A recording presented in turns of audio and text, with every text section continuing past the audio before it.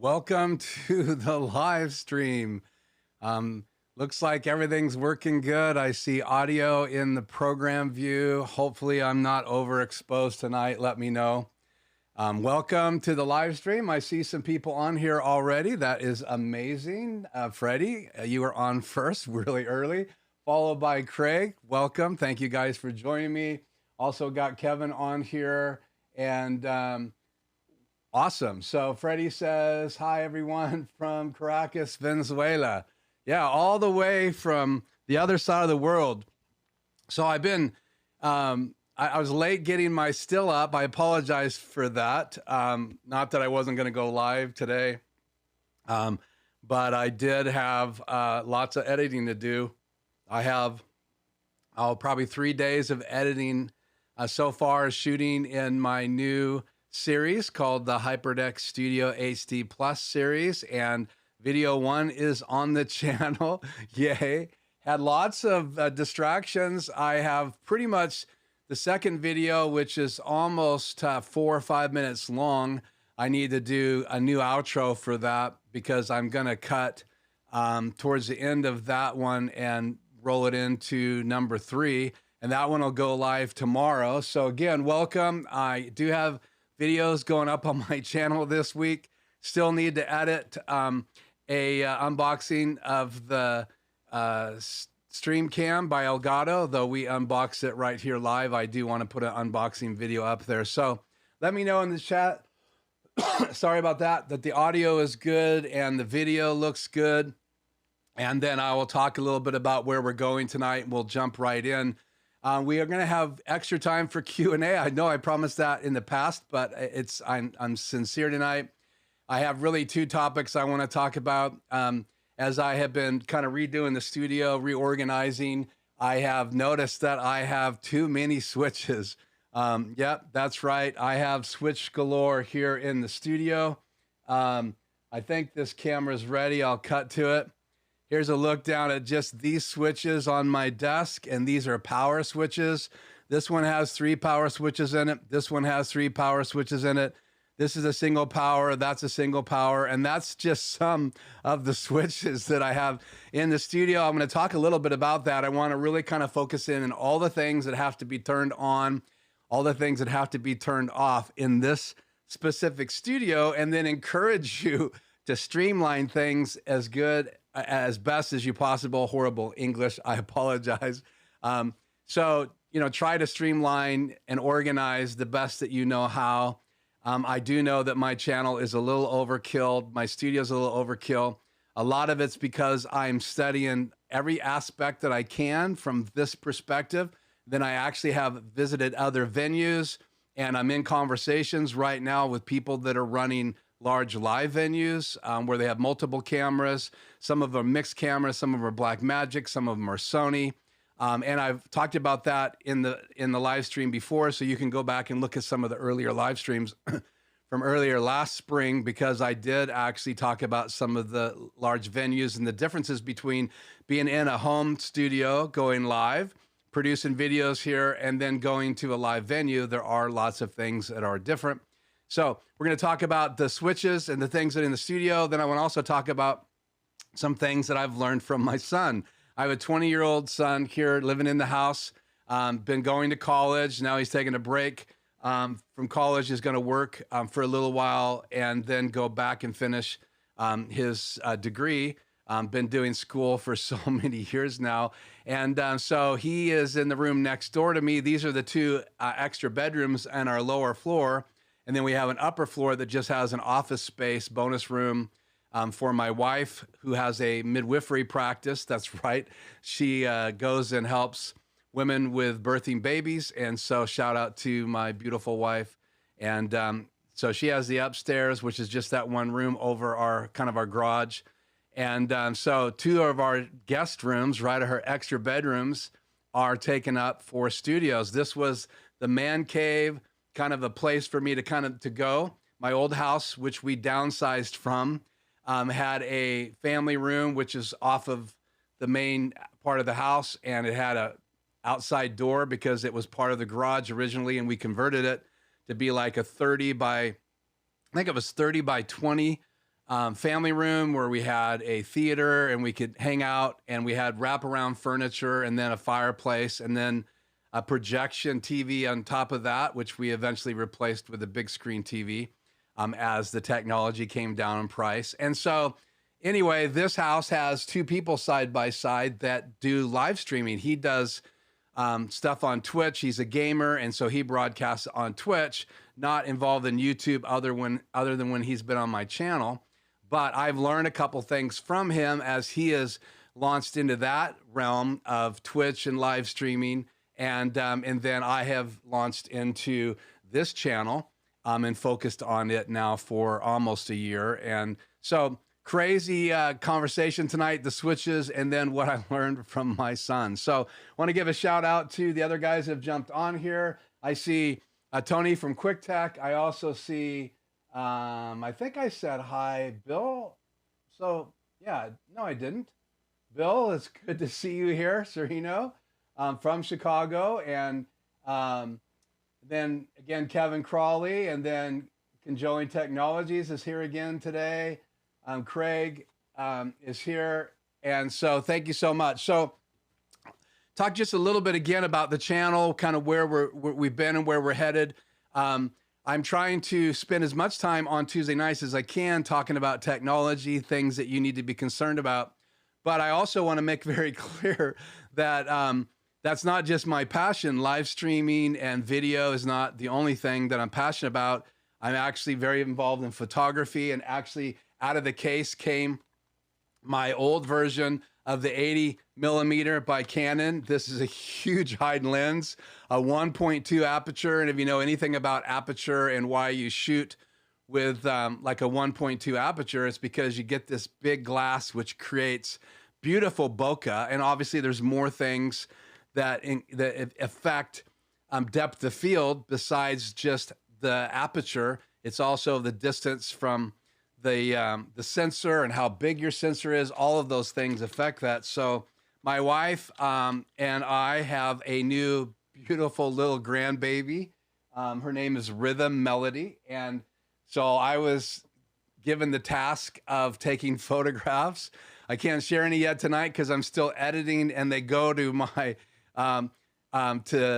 to my kids first, and then I get permission to show them on the live stream. But I also had my 50 mil out, and this also is a 1.2 Canon 50 mil. And this has been used in a lot of music videos. This is a very popular lens. Again, it does really good in low light if you're shooting at night, and it also is a great lens. So just to say that I have a passion for photography, and that's kind of audio design and photography was kind of the first leaps for me. But obviously video, I had a Panasonic 720p traditional video camera. Prosumer was about $3,000 or so retail when I bought it. And it's nice because it has two XLR jacks. It had ND filters built in. You just flipped a lever, and it was really cool. And it had a monitor, and it had the ability to put a shotgun microphone right on the top. I was using my NTG by Rode on a boom pole or mounting it on a stand when I was doing videos in the past. But so video, audio, as well as live streaming. And obviously the world is changing and technology is changing, and you have all of these venues that you can go live, and you can literally go live from your smartphone. I mean, it is a great option for you. In fact, I have the Skycam fired up tonight. So if I cut to Skycam, there you go. That's my iPhone, and a little bit of latency up there because it's going through my Apple TV. So be aware, it's a great Skycam, but it's not necessarily a good camera to cut to when you're trying to lip sync. So let me know tonight if the lips are on. No, the video camera I had, it was a Panasonic GHMC 150, I think. I may be a little off on the call numbers, but that was something I purchased, I think, back in 2011-ish or so, maybe 12. I was running a nonprofit at the time. My vice president now kind of has taken that nonprofit, moved across the United States, and he has a lot of that older gear.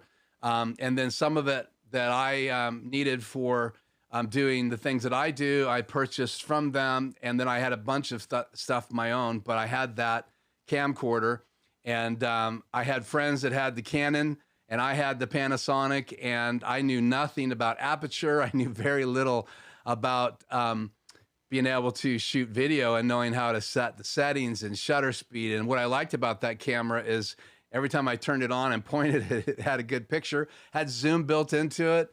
So built-in lens, not interchangeable lenses. And as I was shooting with that, I began to have conversations with people and see videos at that particular time on MySpace. That was before YouTube, pretty much in the world I was in. And so on MySpace, I would see people doing videos, and then later on YouTube, about getting this beautiful depth of field, and they were starting to shoot with DSLR cameras, or they were doing adapters to get depth of field, and it was just crazy. And the more I looked into it, the more I got passionate about it. And so I bought my first camera, which is my Canon 5D Mark III. And that was mainly going to be for photography and video, shoot some video with it. I had a friend who was a great, and still is a great videographer. He works for a lot of bands in the world and shoots music videos for them. I'll put his link down here later, or you can search Justin Frick Take, I think is what he goes by. But and I actually appeared in one of his videos at one point, and he and I did a music video together where I executive produced. He was the videographer, cinematographer, and that was a great experience for me. I say that to say this, segue into switches. One of the things that I'm using the switches for now, starting today, and again, talking about all the things we have to turn on and turn off in the studio, rather than get up and turn them all on and off manually, or leaving my ATEMs on, or leaving my HyperDecks on. I don't want to do that. I want to shut things down. I do leave my PC laptop on quite a bit, and my PC is on quite a bit. And I even try to shut those down, let them cool down, let them rest. But again, I'm using now this switch as of today. The first one would turn on these backlights, overhead lights, and I think, did I set this up right here? Yeah, I did. So let me cut to this camera, and I can pop in here picture in picture, but I'll be in the way. But you can see up there the two lights in the back, and those are my great Video Maker 50 RSs. They're great lights. Below that, you see my lamp. That's remote controllable, and the lights in the window are also remote controllable. And then my monitor's in the way, but on that shelf in the corner is all my MC lights by Aperture, and they're all remote controllable. So lots of things in the studio can be remote controlled. But I was curious that, and I've shared this before, my Canon 5D Mark III, if you have a battery in it and you have a big enough disc, these are things that I learned online, it'll stay on for about 30 minutes and then it times out. And then you got to reach up, turn it off, and turn it back on again. And I think it was someone in one of our live streams that asked if I had it on one of these power switches way back. And I never followed through with that. But then I got to thinking this week, why don't I put it on a separate switch? And so these I bought at our local hardware store, and they come with 3 separate power supplies that plug into an outlet. So you have to power them. And then you plug the device into that. And some of them have 2 plugs. I have one that has a plug on the right and the left, and it's a box. That's what I have, those 2 lights in the back here. The LED lights in the window and the lamp are plugged into that. It used to be a compressor in my old mastering room that didn't have an on and off switch on the front. And when you put it in the rack, there's no way to turn it on and off. So I bought my first switch. That was this one. So this is my very first switch, and it even says lamp. And I had them separated. I had the lamp on the table, right there in the middle of the chairs on this switch. And then the lights in the window were on a separate switch. They were on this switch right here. And so the first button would turn on those overhead lights, my great Video Maker GVM 50 RSs. Those are great lights. They're bicolor and they are RGB. So I can't get the app to work. That's the only downside. That's probably user error, and I just have never taken time to sort it out. So I turn these on and off, and I adjust them if I want them dimmer or brighter or a different color. I adjust them before I go live. And then if I turn it off and back on again, it defaults to bicolor, which is one of the things I don't like about it. So, but again, this is some of the switches I have to turn on. So the Canon C5D Mark III, I discovered that if it times out, and I can see it in input number 3, and again, here that puppy is. I'll cut to it again. So there it is, shooting down at my desk. And so I can adjust it. I can reach it right here, and I can zoom out and zoom in, which I love. It's right above my monitor. And so I can reach up and adjust that, but sometimes I go to cut to it and it's gone because it timed out, and my live streams have been an hour and a half, even 2 hours, and I lost the camera. Well, now off camera, right, when I don't have it live, I can turn it off and back on again now with the second button. And I even wrote on here, let me cut to that camera again. I even have on here C3, which stands for Canon 5D Mark III. And I did all these labels to try to help me, you know, find stuff, because there's so many switches. Again, look at this set. I mean, they're all on a keychain together, and I can hang them right over here on one of my Manfrotto desk mounts, because they have this little tightening knob. And so I hang it on the corner of that, and then I grab them out when I need to go live. So that's cool. That switch is now going to help me switch that Canon on and off. And I use it for my wife's podcast when we shoot in here. I've shot interviews in here, and I don't use the Canon because it times out. But now I can use it as a wide shot, and then I could have a more narrow shot, and then a close-up when I'm just doing a talking head interview. And that's exciting to me to have three camera views. And that's exciting for the live streams as well, because the Canon 5D Mark III has been my desk cam, and I even talked about replacing it with the face cam. But I've compared the picture and the Canon 5D Mark III with my Canon L lenses, which is their higher end lenses. It looks gorgeous, and it's just a great camera. So going away from this and going to the other camera, the face cam, using a USB camera just doesn't make sense if I can get the Canon to work. Now, don't get me wrong. You'll see the face cam in my HyperDeck video series because I cut to it so I can shoot behind the HyperDeck. And so you're going to see that in video 1, which is already up on the channel in my new HyperDeck Studio HD Plus video series. And then version 2, lesson 2 will be done tomorrow and up on the web tomorrow. As soon as we get done tonight live streaming, I have some dinner. I got to change shirts. You guys know the behind the scenes, and redo my outro because I need to cut earlier. It's getting too long. And then in lesson 3, I will do one of the things in the hookup of the HyperDeck. So you'll have to watch 2 and 3 to see all the hookups of the HyperDeck here in the studio. And I still want to have a video in the series talking about other ways to hook it up.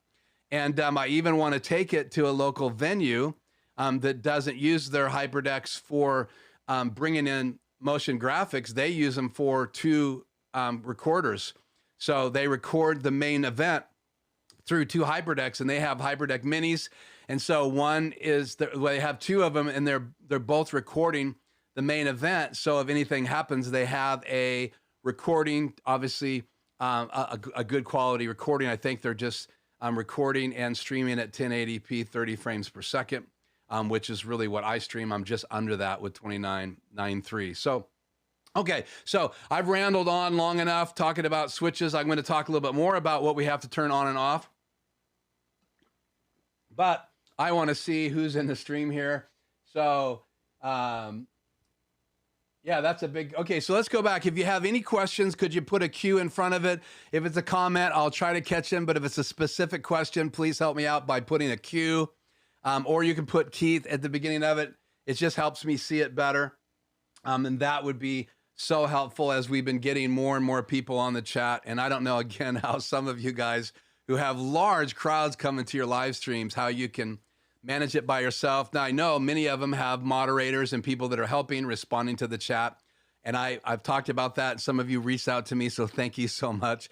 I am still learning, and I am planning when I get back from my vacation to have a live stream where I pull the chat out and I put your questions right here. So be aware of that. That's going to happen after my vacation. And I'll just let you know, I am going to be here next Tuesday. It's the Tuesday after that if I do go live, it would be from a location, a real short shout out to you. And I'll give you plenty of warning if that's going to happen. But if I can't go live at this venue location, I have a plan B ready for that same night to release at my normal 4 o'clock time period, to release one of the videos from the HyperDeck series, one of the bonus series videos. And so anybody that normally joins me at 4 o'clock on Tuesday, Pacific Standard Time here live, will get a chance to have a video, because I want to continue serving information. And that's why these streams are great, because we can cover more things. So back to these. Let's go all the way back to the beginning. Make sure I didn't miss anything. Thank you guys for joining me early, for standing by. Craig was here early. Freddie was here early. Kevin was here early. It's cool. We got to chat back and forth. I do want to encourage that. I'm going to try to be live in the studio a little bit early. That way you guys can ask me questions, and we could even have some more chat at the beginning if you'd like to. A lot of you are firing it up and doing other things. I totally respect that, but thank you so much again for joining me. So Freddie said hi from Venezuela. Bill said hi from Chicago. Audio, video, lip sync are okay. Great. I noticed that when I record, and I am recording ISO tracks right now, that I have to adjust the audio, which is really weird. If the live stream is going out with no lip sync problem, and if there is, please let me know, because I can make that adjustment on the fly. I believe I can make that adjustment on the fly. But if it's not, then that's maybe why I'm experiencing that when I shoot live in here. And I just use my ATEM Extreme ISO when I'm shooting videos in the studio. And FYI, I've had up to 6 camera angles now going on in the studio. So we'll talk about turning those on and all the steps here in just a minute. So audio and video are good. That came from Craig. Need a cough button? Yeah, I probably do. Every radio star has one of those.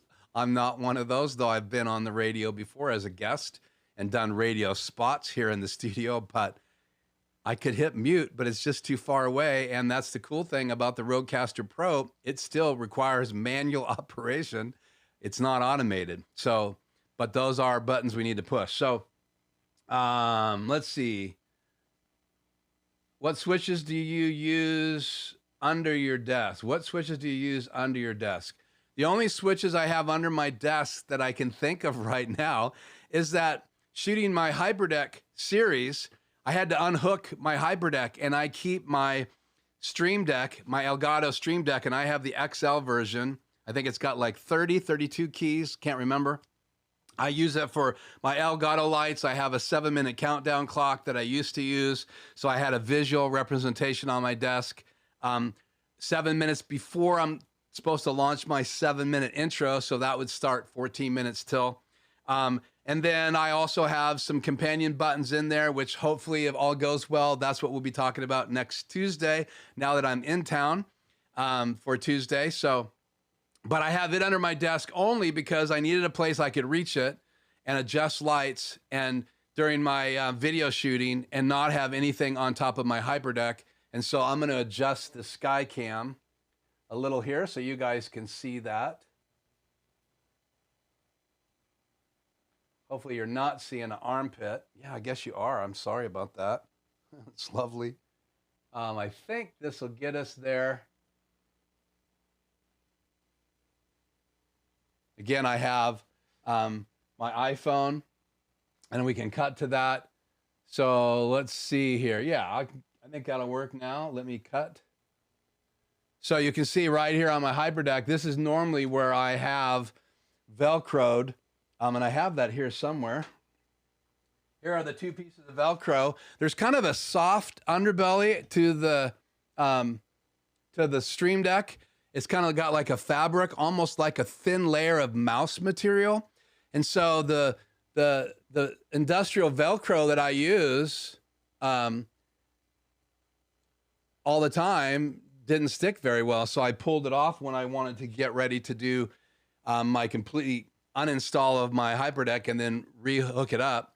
So that's the only switch I have on my desk. I do have two networks switches under there. One of them is a Unify switch that used to be in my recording rack over here, and now it's just Xbox and dish television receiver. My TV actually does fiber, and so my TV box actually runs fiber to the TV. So in that little strip right there, let me grab this camera so you guys can see it. And I am going to do a, let's try this. Let's switch to this, and then let's do this. Is this going to work? We'll see. I should preview it first. I'm learning to do that. Yeah, that'll work. I'm going to cut to my key number 4, and it's in DVE.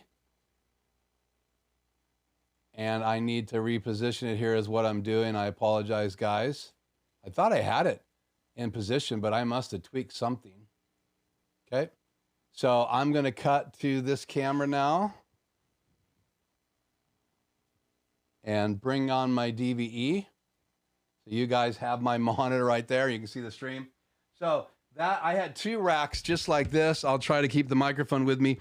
I had 2 racks like this, and I actually had them bolted together with 2 2x4s. And then that was underneath the TV, and that was my monitor.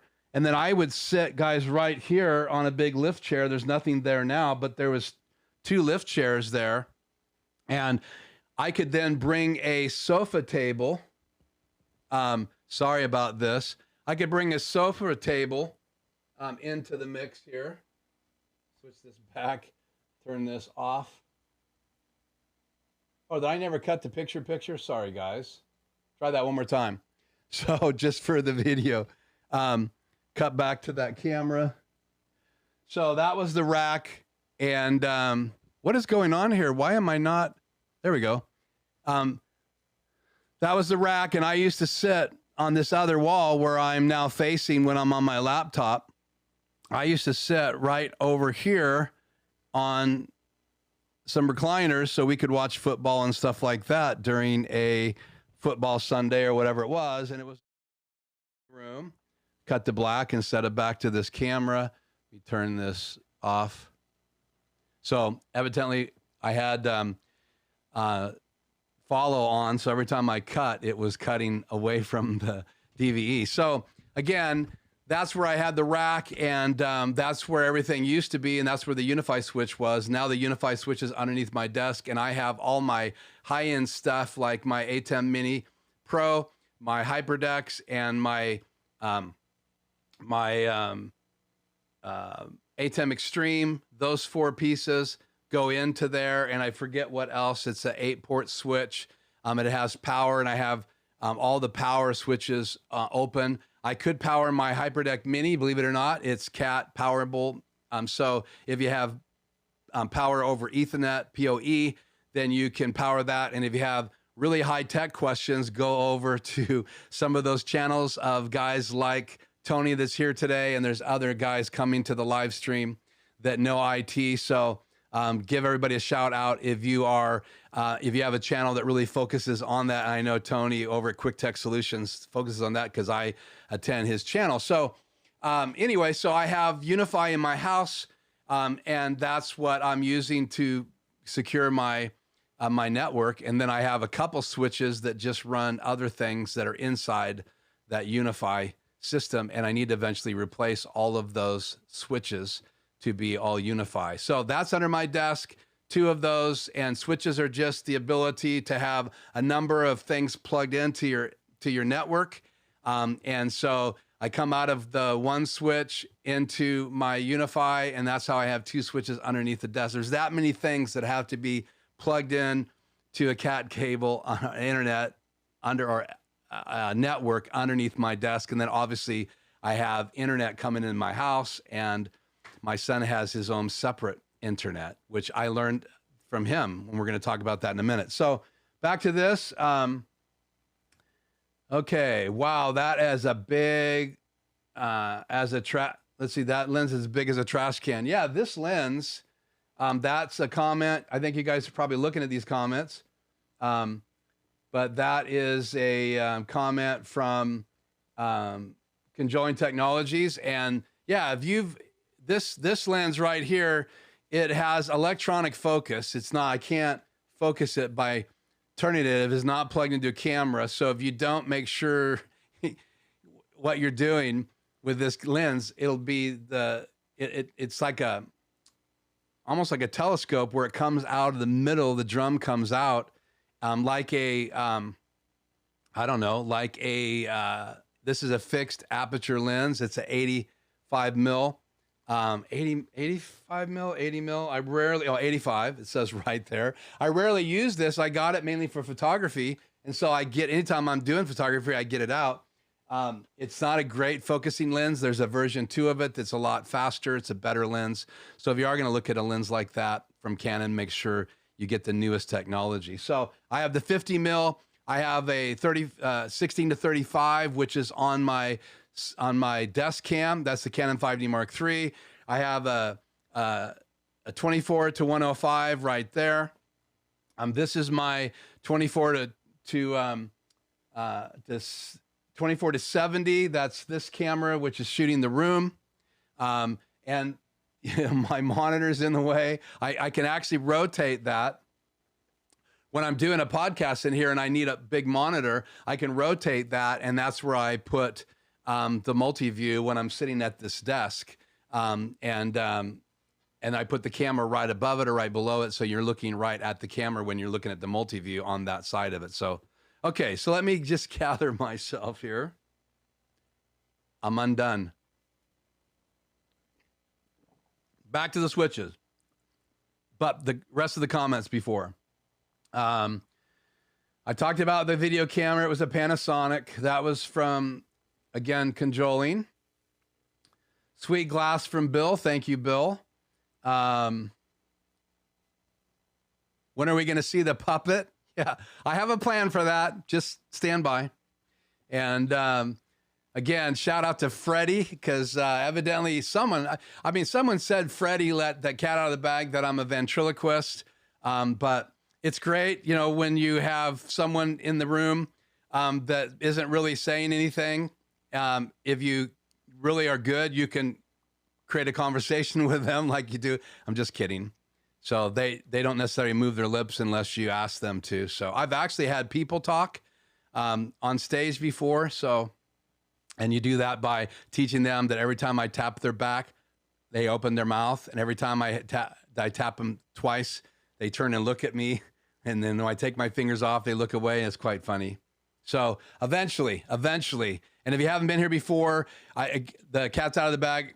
For years, I was a ventriloquist. That's one of the things I did when I was younger. And I have a puppet that was designed by the gal who designed Peanut, which is Jeff Dunham's alien puppet.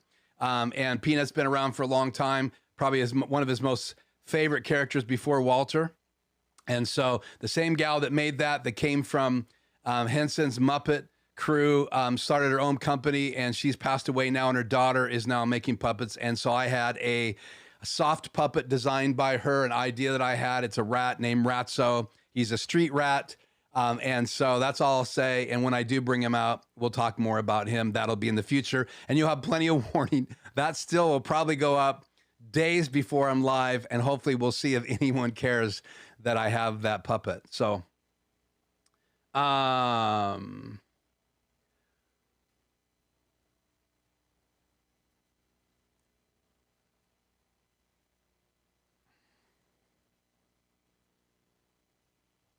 wait, are your keys on that too? I'm not sure. No, my keys are not on that keychain. Nice. Which Unify switch model are you using? It's the 8. I can send that to you later, Tony. It's the 8-port, and it's got 4 POIs, I think, and then the rest of the other 4 are not. And I rarely have ever used power over Ethernet. I understand the reasons for it. I have a big 16-port switch that has power, way overkill for my house, but I knew I was going to want to have the little remote hubs. I forget what they're called. They have 2 ports in them. One's powered, one's not. I knew I was going to want those in different points of the house as wireless points. And so I have 2 of those in the house right now. I want to add one to this room. And then I have a guest network that if people come to my house, they log into the guest network. They don't log into mine. Family members who live here have access to my personal network. And then if you are a visitor, and remember, my wife has a midwifery practice. And so she has clients come before birth and after birth here just to see her. And so they're all coming and they all have, phones and stuff. And many of them who have been clients a number of times or assist her. She has some assistants. We don't have any employees, but she has some assistants that she's been training over time.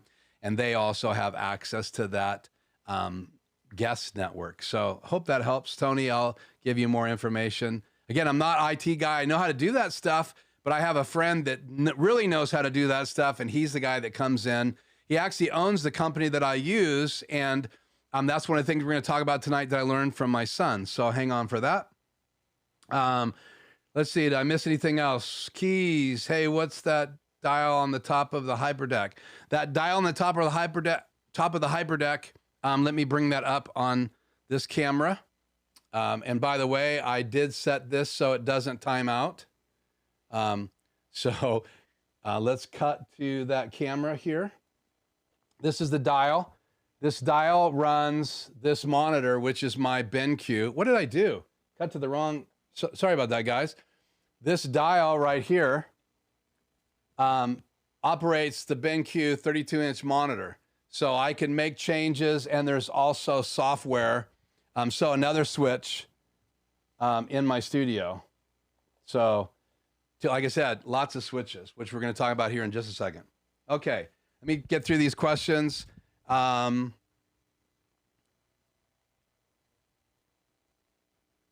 you. I will miss you guys too. That's a comment. I look forward to your Tuesday night streams. Gonna miss you on vacation. I'm glad you look forward to this. There's guys that I listen to that I look forward to every week. And it makes me mad when I'm busy. So, and I've shouted out to those guys before. So let's see, Rolls MS11 mic. Switch can be used as a mute switch. Rolls MSN11. I'll have to look into that. Know nothing about Rolls other than I know that they have recorders and different things that I've looked at before, but I've never owned anything that I know of by Rolls. And I've owned a lot of stuff over the years in my recording studio. It's crazy. Okay, so let's see. Forward to Tuesdays, Rolls, Joe, technology channel is tech-centric, similar to mine. Yeah, Joe, Conjoined Technologies, those two guys, those are great channels. And I wish I could consume more, guys. I really do, because I've been trying to schedule time to do that. And when I focus on consuming YouTube, which I absolutely love, I'd get behind on my video editing. And I'm very slow, very methodical. And as one of our guests tonight has said, I'm into the details, so too much, right? And so we'll have a Tuesday night to talk just about video editing. It's an idea that came to me today. I'd like to take you through the process of editing a video, which would apply to Final Cut, which would apply to Adobe Premiere or any other software, because it's the same kind of concepts. Even if you're using DaVinci Resolve, which again, there's a free version of that. It's a great way to start a channel and to start video editing. And they have the newest version. It's supposed to run even faster and on the new M1. So that's good news from Blackmagic Design.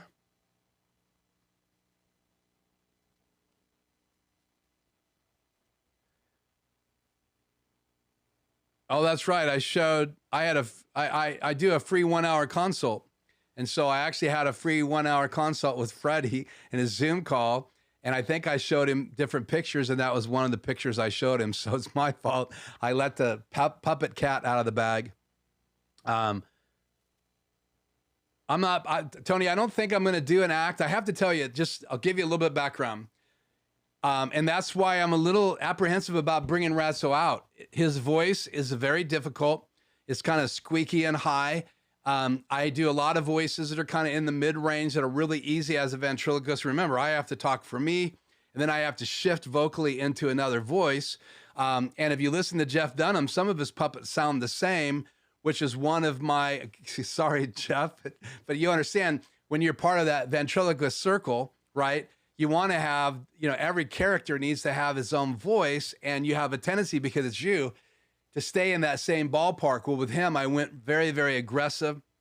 It's not recommended.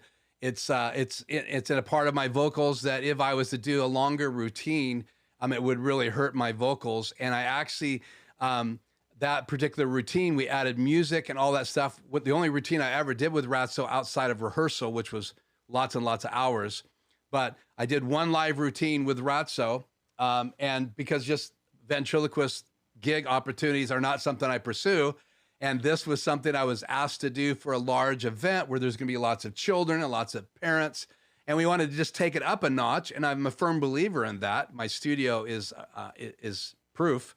I just don't like to do anything halfway, and so, yeah, the investment in the puppets and that routine, Ratso, I don't have it anymore. When we moved, it was in my shed and I threw it out, but I made a whole crate for him that you could get in. I don't know why I threw it out. I just didn't want to store it anymore. But he had a whole full-size crate that we built out of pallets, and the back would open up and you could stick your arm up through it and operate him as a regular, like, Muppet type puppet where I wasn't there, so I could have someone else operate a Ratso and then work on the routine. So they were operating him and I was doing the talking by throwing my voice, which is exactly what we did that day.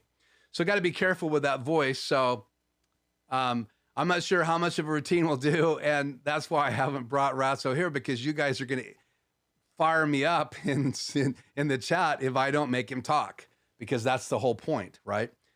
You have to listen to me. It'd be nice to have the puppets on here. Now, I have other puppets too that I'm very acquainted with and very capable with, but they're not as cool as Ratso. So, and that's enough talking about ventriloquism. This is a live streaming video photography type channel, not ventriloquism, but you guys are great. Okay, we got to move on. But again, Stop and Think is here. Hello, Keith. Hank Stop and Think from Bluffton, South Carolina, just joined the conversation. I'm so happy to have you here. You've been here many times before, and I love every guest. I feel sometimes like with the world we live in today, we don't get enough time hanging out with people. So I love this. And one day we're going to do a Zoom version. And all of you guys that have been coming all the time will be invited. And so we'll have to figure out how to get you to get me your contact information, your email, so I could send out an invite everybody into a Zoom conversation, which would happen before we go live at 4 o'clock. That's the way I want to do it. So, thank you, man of many talents. I'll take that. I miss Ratso. Angie's on here. Angie's kind of an adopted sister, big sister of mine from the other side of the United States. I sent her an invite. So, Angie, it's great to have you on here tonight. And I want to greet you especially. Angie actually served on my nonprofit board of directors and took care of all the finances. And I've known her for years. We've done some work together. I think she saw Ratso. She was there for that routine. So you can ask her questions about the ventriloquist. That's cool. So it's good to see you, Angie. Let's see. When you get monetized, I stand by my statement that I have Vimeo, but again, I'm not in this right now. And I got to be careful, right? Obviously when I get monetized and people can do super chat, that's going to be great. It'll be great for me because there's things that I can bring into the stream, like that logo I just brought in. There's some things that I can bring in. I'm not really super excited about commercials playing every time you click on my videos, like is happening to me now every time I watch Peter McKinnon and all the other influencers. And yes, I did throw out a name, but he's been one of my favorite YouTubers for years. And I listen, if I'm interested in a product and he has done a review, I listen to it all the time. And I really believe that there's guys that are out there that are very upfront, very open, and very honest. And so he's now an ambassador for Canon. So I understand that muddies the waters for some people out there thinking that those reviews are biased. But again, shout out to him. He's been a major influencer in my online journey. So could I be lip sync problem is actually you using your ventriloquist. Oh my good. My lip sync problem is actually, that is so funny. I can't believe that, Craig. That's hilarious. Yeah, you know, so I could actually be talking like this and then all of a sudden not move my lips. And you can see I'm out of practice because I can't really do it that well. So, and the idea of ventriloquism is you want to have people focus on something else. So if my hand was talking, it's a little bit better. It would sound like this. Hey, Keith, how's it going? Did I just hear my hand talk? Yeah. Okay, I'm not looking over there because that's too weird for live stream. Go away. Okay. So anyway, so I'm not doing anything weird with my lips to create lip sync issues. But yeah, I just did make my hand talk, and that alone is too weird. Let's move on. Okay, so good to see you. Thank you for saying that, Angie. Okay, I want to move on. Okay, so thank you so much. I love this. Took a half hour just to catch up with the chat, which is amazing. So HyperDeck Series Part 2 tomorrow. 1 is already out, so please check out those videos, like and subscribe them. Actually, the first of that series is growing faster than any of my other uploaded videos have in a while, and I understand why. There's very limited information out there, so if you do get a HyperDeck and you do decide to add that to your repertoire in your studio, some of you already have the HyperDeck Mini. Some of you have gotten them because of my channel, and that's great if it's helping you and you're using it. These videos are going to cover just about everything I can think of to deal with the HyperDeck, and that's why video 2 has gotten longer than I want it to be. Trying to keep those videos under 8 minutes, which is really difficult. If you intro too much information in the intro, you either have to reshoot those intros or you have to just go faster or cut some things. So, and there's some steps. Let me just say this. If you do get a HyperDeck, both the Mini and the new HyperDecks, because there's 4 new ones, understand that there is some learning curve. There's things that you have to understand, and that's what the channel is offering. There's no charge for that. And again, I wanted to help other people because I had to do some digging to learn that. So, and part of the reason I have switches is because things like the HyperDeck, there's 2 of them. I have the A10 Mini Pro. I have the A10 Mini Extreme ISO. And those have to be turned on. There's power to them, right, that switches them on. My cameras all have dummy batteries in them, so they have to be turned on. I have a monitor over this camera, so I can, and that's what I'm looking at most of the time, and that's why people have actually said I should get a teleprompter, and I probably should, and I'm doing some research thanks to your guys' influence, because obviously it'd be nice to have me looking directly at the camera, and a teleprompter really, it's just a piece of glass at an angle that's transparent, like one of those rooms where they do interviews with someone that was in trouble and people can stand on the other side and see in, but the guy on the other side can't see. And so the guy that's sitting on the other side would be seeing a reflection of the notes or whatever you wanted to read. But on the other side of that glass where those people are standing, that's the camera. So you're looking right at the camera when you look at the teleprompter. And as you can see, I rarely use notes. I pretty well know where I'm going each night, but it's hard to stay on track. So these switches are designed to help me not have to get up. So if I'm sitting here and all of a sudden I need to shoot a video or get a still image, I can just fire everything up, go into the control software and get a still image. And that's one of the things that I wanted to show you guys tonight. So we're going to make a little transition here. And so stand by. What I'm doing right now is I'm moving my control software over to my desktop so I can show you guys my desktop. And I'm pretty sure I have a macro ready for this. Where are you? SuperSource. Run. Yeah, so there we are. So this is the desktop software, and right down here under the media pool, so you have, it's kind of weird. You have a set of folders here. You have information up here that you can do for settings, and I'm in the way to show you all the top bar. And then down here on the left, and I'll turn off this logo so you can see it, you have the little settings menu, and that's where you go in to all of these folders. So it's pretty in-depth, right? This is where my HyperDecks are set up. This is also where you would change your multi-view layout. This is the general tab where you set what you're normally going to be recording at and streaming at. Audio, you can split audio and all of those things. You can also change the input, so their mic or line input, and that's really important. And so you have labels where you can change the labels of everything. Both sides you can change over here, which is what you see in the control software. And over here is what you see on the little buttons. And then you have the HyperDecks, which is really important because that's where you set up your HyperDecks. Right here is auto roll. Right here is frame delay. So if you don't want the video to start when you cut to it right away, you want 1 frame of delay, you set it up here. But we'll close this. One of the cool things is under the media pool right here, and I have all of these pictures that I have in here tonight. Under the media pool, I can capture a still. So whatever is live right now, and you watch this box right here, I'm gonna hit this capture still button. So I'm gonna pose with this. I'm gonna cut cameras back to this. And I'm gonna pose. Ready, set. So if you wonder how I get still images, let me cut back to this. You see right here, here's the still image, and I can bring that on here. I'll lose my super source background, and I'll minimize this real quick. And minimize this. That didn't work. Unminimize this. So anyway, it's in the background. And I could cut to that, but we're gonna change the background. It's actually a super source background right now. I apologize for that. So we'll go back in here, drag my background back in where it's supposed to go. And then, so now I'm back to super source. So you have the ability to do still images. So turning this stuff on, getting this camera on, they're on switches. So what I have to turn on to do a live stream, which is what I want to talk about right now for just a few minutes.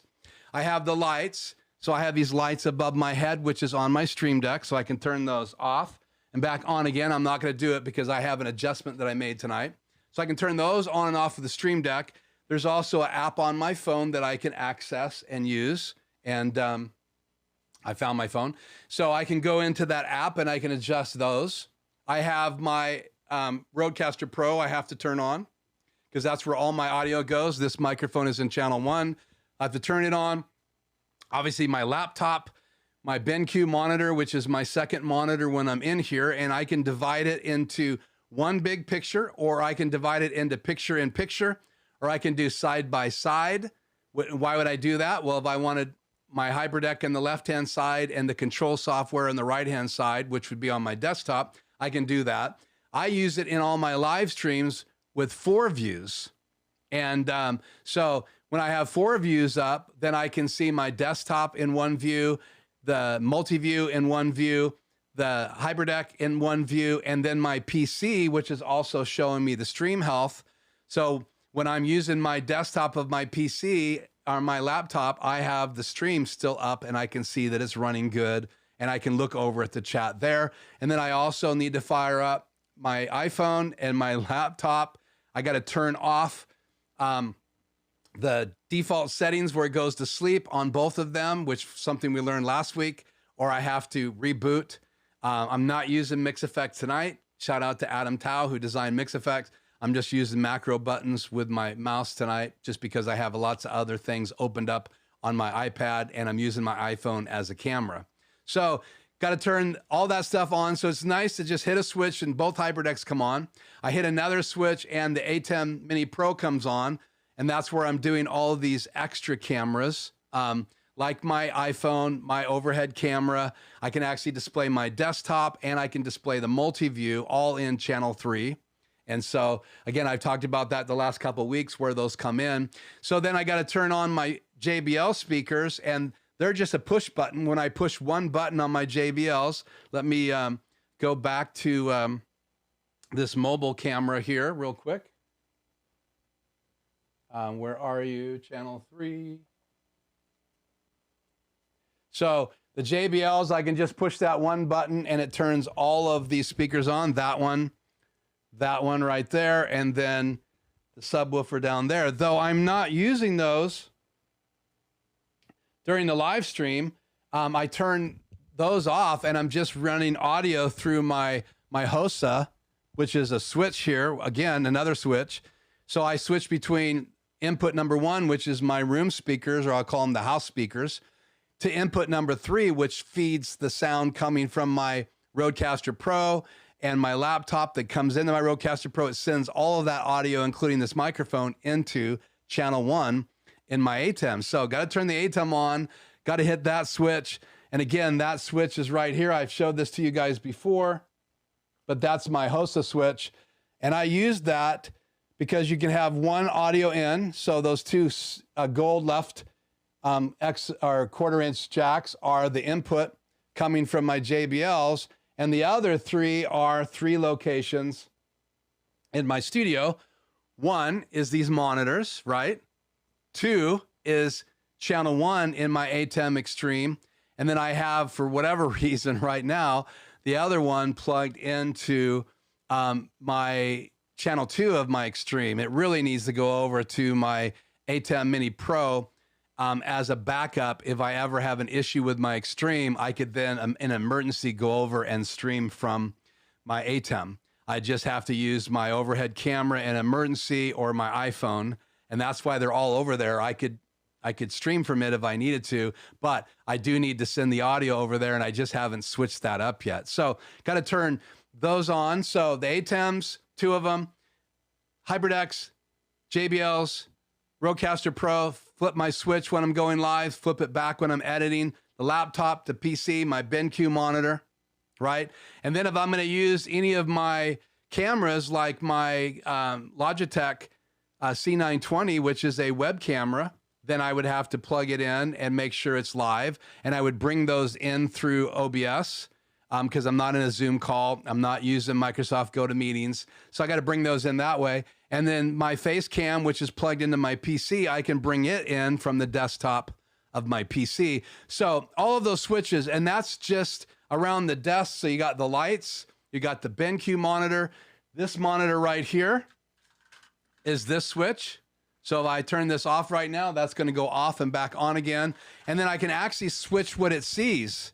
So I can go like this and choose, oops, I went the wrong way, sorry. I can go like that. And then what's going to happen is it's going to recalibrate and be the confidence monitor. And that's what I would use if I was on the desk over there. And I just wanted to use it as a confidence monitor because I already have on my BenQ the multi-view. But I like to have this in the background for the live streams. I think it looks really cool. I picked up that from Aaron Parecki's channel. And so I like to have the multi-view back there. And some of you have actually told me when I'm not recording ISO tracks because you can see I'm not recording in the multi-view. So again, so that's just here at the desk, right? The 2 monitors on top of this camera and that camera, the BenQ monitor. I also have to switch it over from single view to multi-view. And for some reason, it defaults away from my HyperDeck being in the top left quadrant. So I have to switch that every week. But again, those are just things at the desk. So be careful. And here's my point tonight.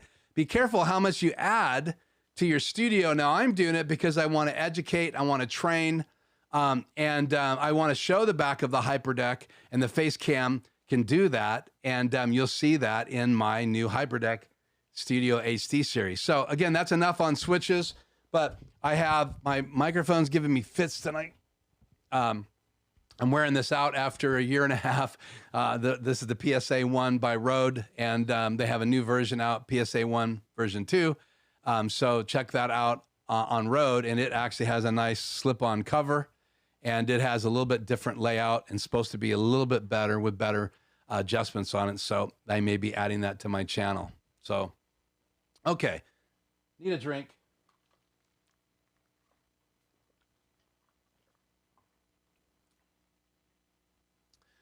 Let's do this. I'm going to bring this back over, and I wanted to cut to this image here real quickly.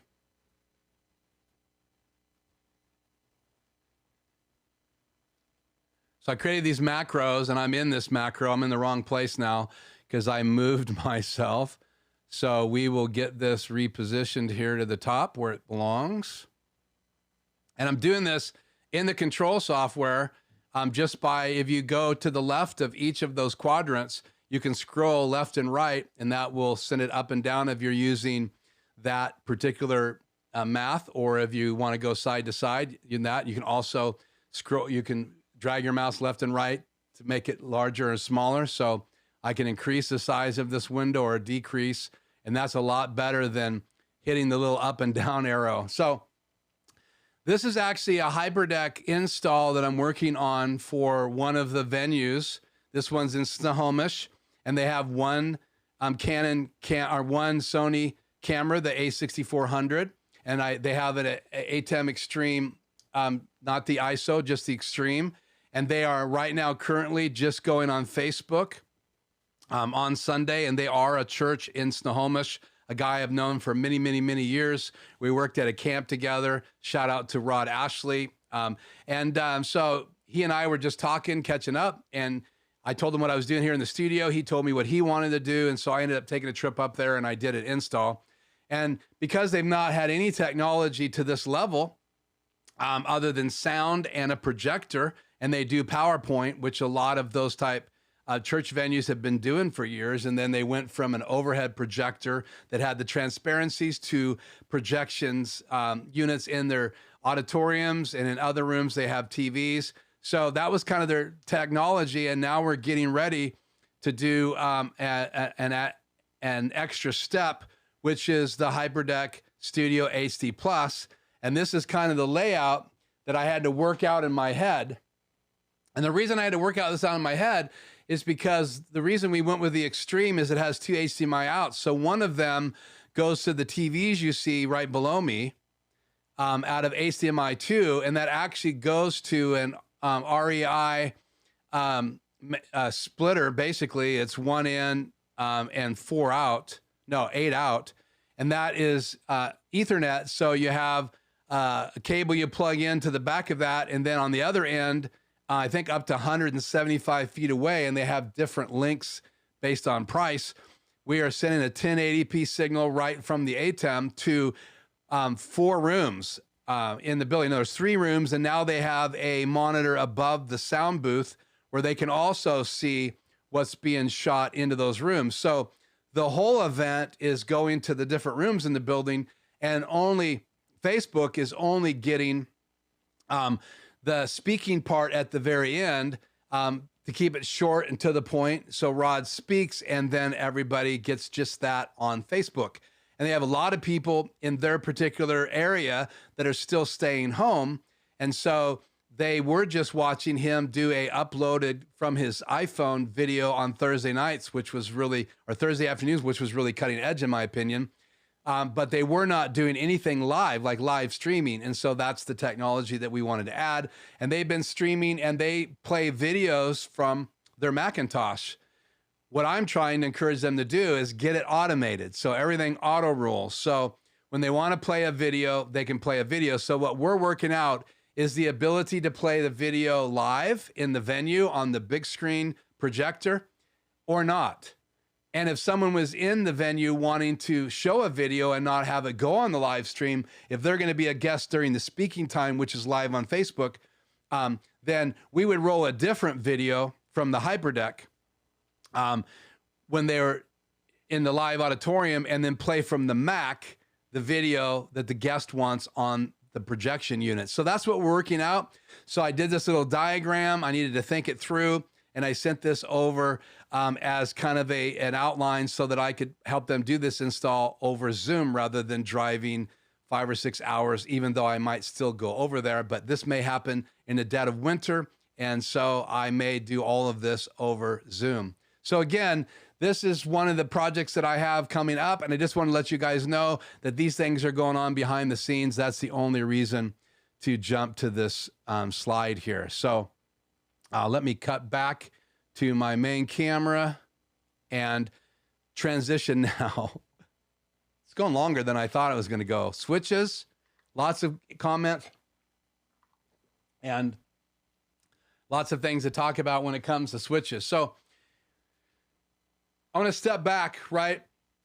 So I have overhead lights, which I use to shoot those baby photographs, granddaughter baby photographs. And this is the Godox UL150s. There's 2 of them hanging up there. I think you can see them better from this camera angle.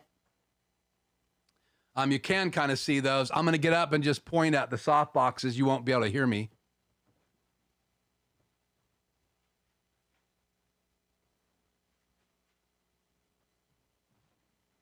So those are nice photos, NICE FOTO, and great softboxes. They come with the grid, and what the grid does is it keeps the light going forward, and that's what you use grids for. Where the great video makers have barn doors on, that helps adjust the light as well. But grids are kind of like barn doors on steroids for softboxes. And the reason you use a softbox is if you can take a bright, small light surface and spread it out, it's softer light. It wraps the face, it's less harsh, especially if you have diffusers in there. Now you're losing light with a diffuser, but it softens up the light. So that's why it's so nice on a cloudy day, right? A bright, cloudy day, the light's beautiful. There's no hard shadows. And the goal is not to get any hard shadows. And my Elgato key lights, they're a surface about this big.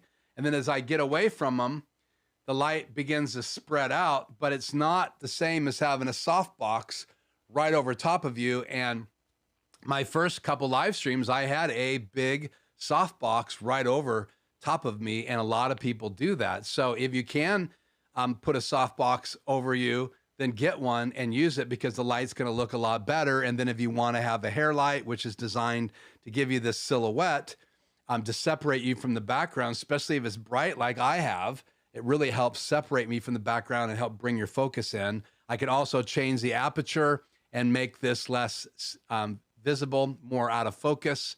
But I like this look, and I've kept it that way because you guys can kind of see the monitor. So those two softboxes can come on and off with this switch, and I can adjust the two lights independently. This did not come with the UL 150s. You have to buy this separate.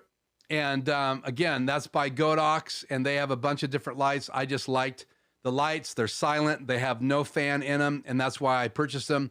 And they're the 150s. You can get a smaller version that came out about 4 or 5 months ago, and now I think you can order them. And they're the UL 60s, and those are also a giant heat sink, and they don't have any fans. I don't have a lapel on, but when we do our studio tour, when we hit 1,000 subscribers, I'm going to have my lapel on, and I'm going to go around and talk about each one of these things briefly, and then take questions from the other monitor. I'll have the chat up, and I can walk around the room. Then I have the MC 150s right here. I have 4 of them, one on the top shelf, one on the second shelf, and actually it's got magnets, so you can see it's right over there on the edge. See if I can give you a closer up look at that. I'm going to get you guys dizzy again. So you can see that the Godox lights are on the side of that. TV timed out, great. So I can control those as well, and they're on the top shelf, and the bottom light and the top light are actually running out of battery because I've been using those the last couple days for my live stream. Or no, for my HyperDeck series, and so those lights haven't had a chance to get fully charged, even though I did build my DIY case.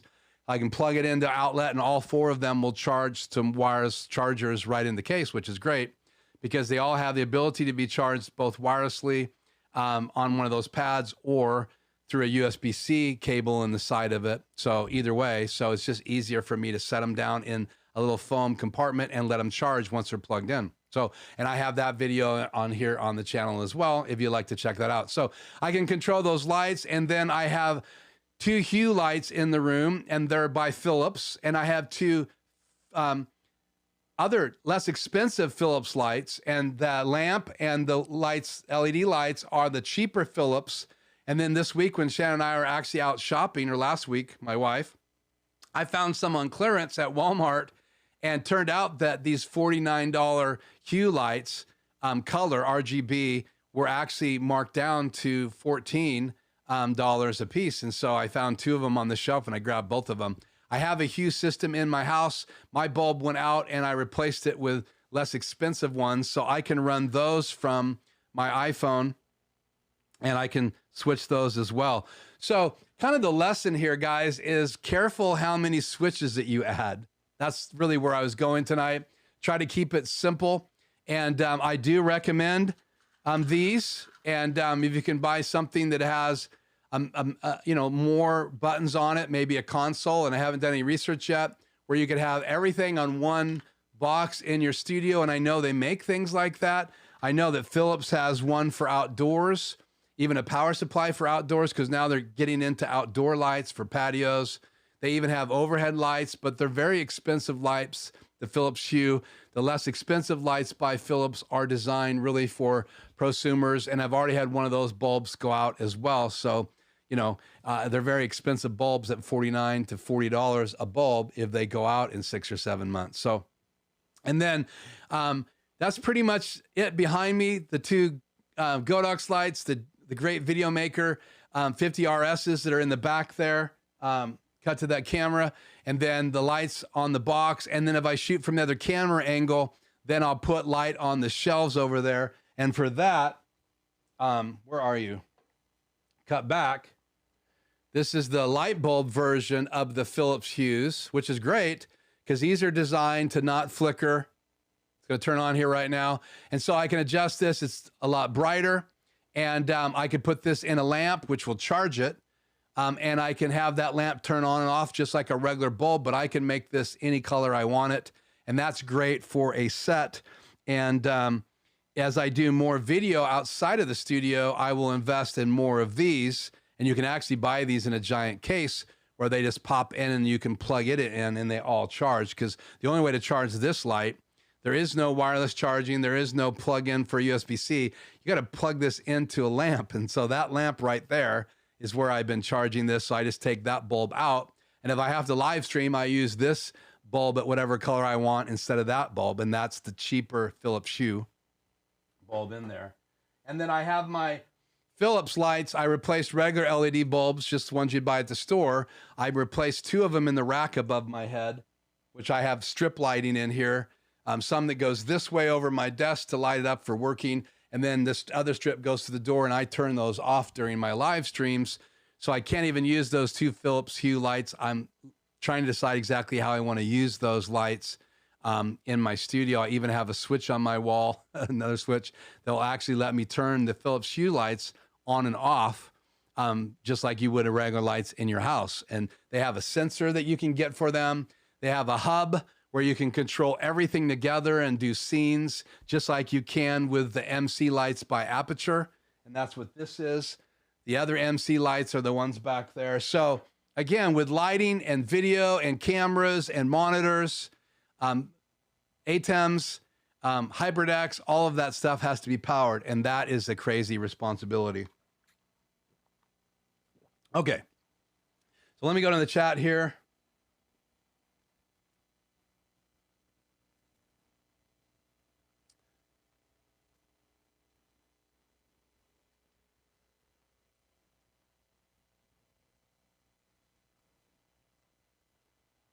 You guys love the ventriloquism? I'm so rusty. You guys are really, really an easy audience, but thank you. I'll take it. If I practice, I'm even better than that. So it kind of shows the way my brain works. So, you know, you can have a conversation. The nice thing about being a ventriloquist, if you get really bored, you can have a conversation with yourself. Think about it. So on the HyperDeck Mini, is the SDI-A the key or the fill? Oh, that's a great question. So the A is the fill and the B is the key. So if you're looking at the back of any HyperDeck, right? The left SDI is always the fill and the right is always the key. So the fill is what you normally will set as the input that you want to automate. So when you cut to that, if it's a video, you wouldn't want to have the key if it was a multiplied graphic, right?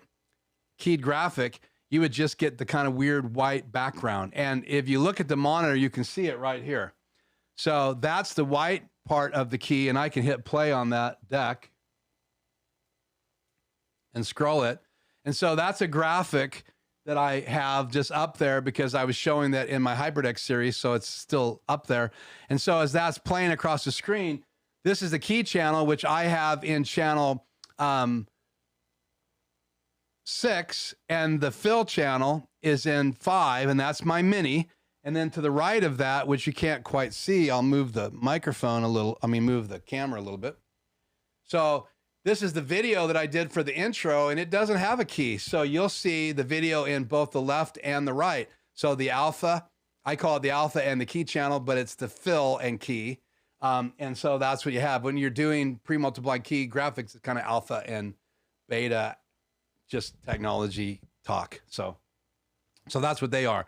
So you want to make sure A is the first thing going into a channel, and then the B is your key that would go into, that would be your key channel. And so if you want to just bring graphics into your stream, you can use the HDMI out and split it. And one could be a monitor and the other one could be your live stream into your HyperDeck, but the video will not have a key channel. So you won't be able to do the better animated graphics. And if you were to use the HDMI out, you would have to probably use like a flying key or something to get it down in the lower thirds, or design that graphic specifically to be an animated graphic with nothing in the background. And you can also chromo key the green out too. So you could make a graphic with green as a background that fills the frame, and then you could go and key that out. But again, the real powerful thing, and the reason why these kind of decks have been in video production and live TV for years,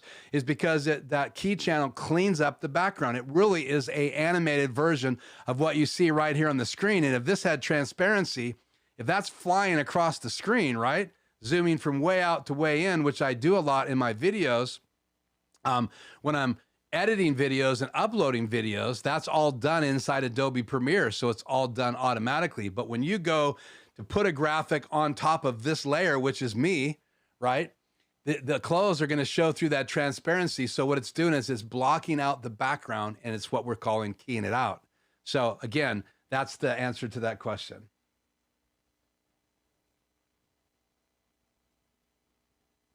So how am I going to use Aaron's chat thing? So through OBS, you can bring in chat and you chromo it out. I don't have the ability to bring a key channel in from my laptop. It's part of the reason why I haven't been doing the live chat inside my stream, because I've been trying to use that technology. And so like Adam Tao got a box, got the card from Blackmagic Design. So he has 4 SDIs coming out of his studio now from his Macintosh, and he can assign one of those as alpha, one of those key. So now he can bring that into his ATEM, takes up 2 channels just like a HyperDeck, but that's how you can bring in a PC, and that's what a lot of venues do. They'll buy a Macintosh, and then they come out of that USB-C or Thunderbolt into a box. In that box, it has cards, and one of those cards is, I can't remember the name of it right now, but you guys can think about it. You can put it in the chat. But you can get one with 1 SDI out, and you can get one with 4, and it's available from Blackmagic Design. I think it's like $400, and then you got to buy the little box to put it all together. And I've seen those, you know, all over the price range. But that's how you would bring something in and key out the background. What I will do is be doing OBS Luma key, and I'll bring it onto the channel through my desktop, and then I'll key out the green background, which is how that works. So, and again, when we get to that, the night we do it, I'll talk about how you do that so that you guys could understand how to bring that in. And then in the chat itself, in YouTube, up in the right-hand corner, there's those little dots, and you can take the chat out. And I know that Tony's already doing this, and a lot of you guys are already doing this technology. I'm behind the 8 ball here. So those guys are already bringing the chat into their live streams. So you might want to reach out to Tony or Controlling Technologies. I think both of those guys, if I remember right, I know Tony is for sure, are bringing the chat up. So again, I'm behind the 8 ball on that. That's just not a technology that I'm as far advanced in. And so I take my hat off to the rest of you.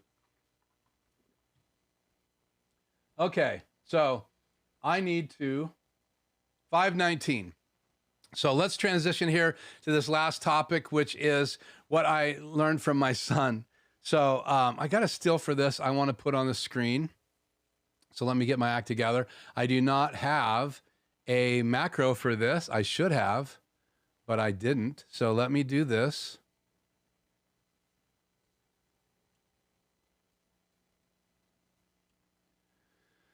Okay, and then let's do this.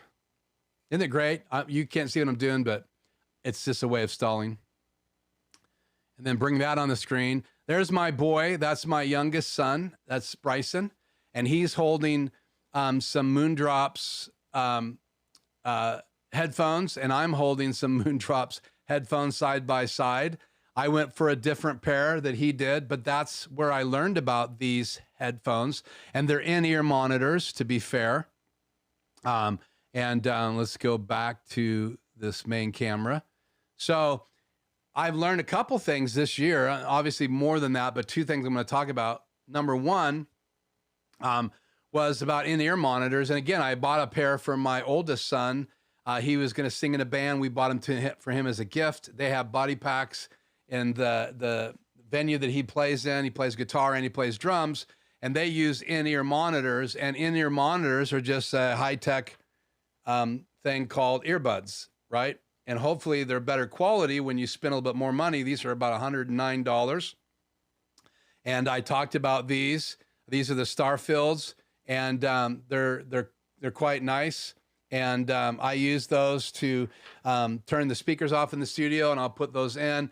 That way I don't have to put these on, which obviously my head gets sweaty even faster. And when I have all my gear on in here, I have to run a fan to cool it off. All this gear heats this room up about 10 degrees in about an hour and a half. So by the time a live stream's done, guys, this room heats up by about 10 and a half degrees. If I crank the air conditioner down to about 69 in the house, which freezes everybody else out, I can keep it a little cooler than that. But what I've been doing is I run the fan up until it's time to focus in on getting ready to go live, which is about 20 till. And then I close the door, turn the room lights on, and make sure everything's ready to go. But he came to me, and we were talking about in-ear monitors, and he asked me about the ones I bought for my oldest son, and they were just some that my son wanted, so we got it. He told us what that was on Amazon, so we bought them. I don't remember the brand, to be honest with you, but then I got thinking, yeah, I really want a nice pair. I've not bought anything other than some inexpensive skull candies that I got from like a local Walmart or a Best Buy. I can't remember where I picked them up. I lost them. My wife still has hers, and I borrow them occasionally. I also have the ones that came with my iPhone. They've never fit in my ears. What I like about these is that you can buy different tips from them, and they can fit in your ears. So what really got me going was my son told me about everybody in his gaming world. We're talking about these Moondrop. I can't remember the name of them. I feel bad right now.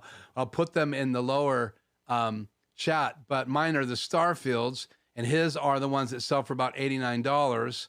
And again, if you guys can remember from our live stream, help me out here. But I learned that from him.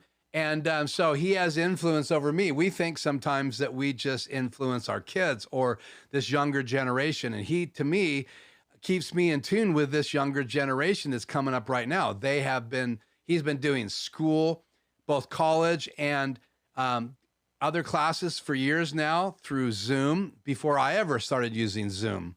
So occasionally I'll ask him those questions, and he's streaming on Twitch. I haven't been on Twitch other than I get the alerts when he goes live, and I've watched his stream on Twitch. So I learned that from him. But the two big things that are big takeaways that influenced my decisions were that, right? The headphones. And then the other thing I wanted to talk about tonight was that we kept having this conversation where he would be streaming and he kept having frame drops. And when you're a gamer and you move your mouse across the screen, you can't afford to have, those mouse trails. You buy expensive mice pads, and you buy very fast monitor. He has a 240 hertz gaming monitor, which is the one he's watching when he's gaming. So when he goes to shoot right or left, it needs to be instantaneous. Well, he was getting lag, and it was because of losing packets. And this is what I learned from him. Now, he didn't know what it was, and we have very fast internet here, but it is wireless. It's radar to radar. So on a local Country Mercantile, which is like a farm type store, and they do meals during lunch hour, and they have coffee, and then they have all kinds of things like fresh produce and homemade candy and just crazy cool stuff there. And they're actually just over the hill on the side of their building is the receiver from the mountain. And then that shoots to a receiver in the back of my house. Well, it's very fast internet. I think I could go 100 up and 100 down. If I asked for it, he'd give it to me. We're friends. And so I've had him limit it just because I don't need that kind of bandwidth, but I can crank it up if I want to.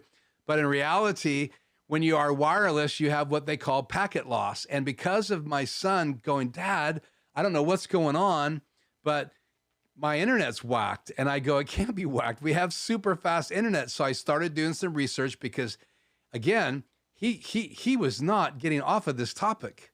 And he was asking if he could get cable because all of his friends say that wired is way better. Well, that was above me. I didn't know.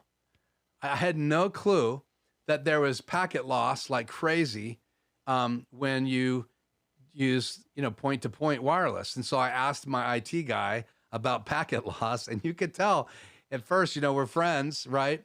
And he kind of gave me that look like, wow, we're going to have this conversation now. It's like the guy that knows nothing talking to the guy that knows a lot, because that's what he does for a living. He runs a company, and then he goes all around the Northwest helping people with their IT. So very much like Tony and some of the other guys here live in the chat.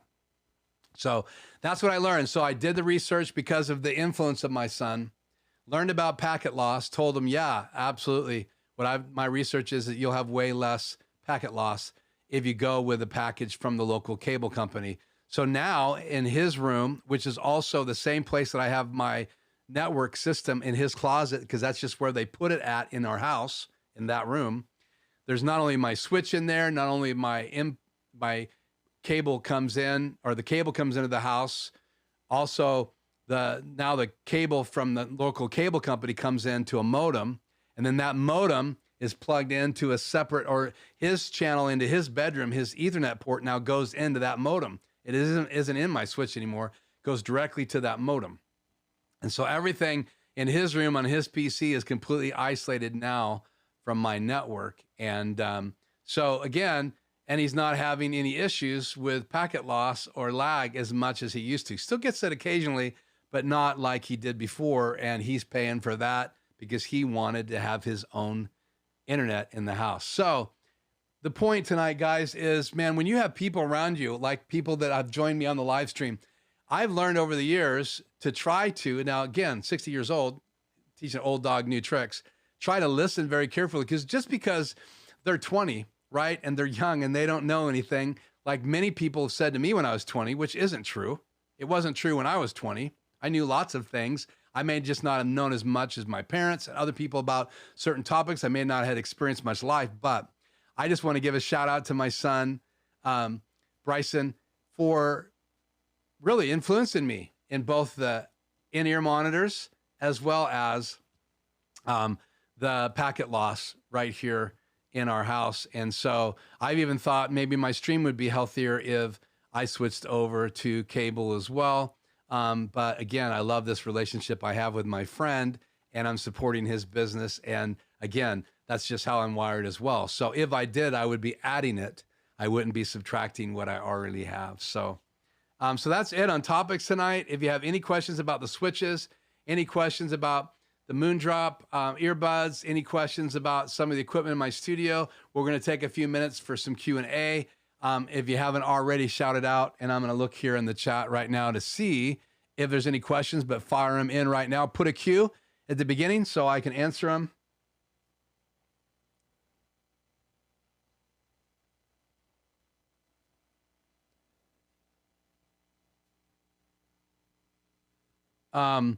No, the light bulb didn't come from that, but it's cool though.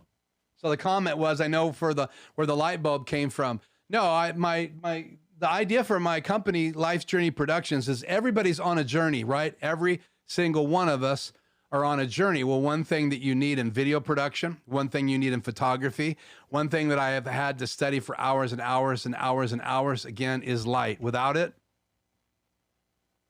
things just are not the same. So the light bulb is to talk about light.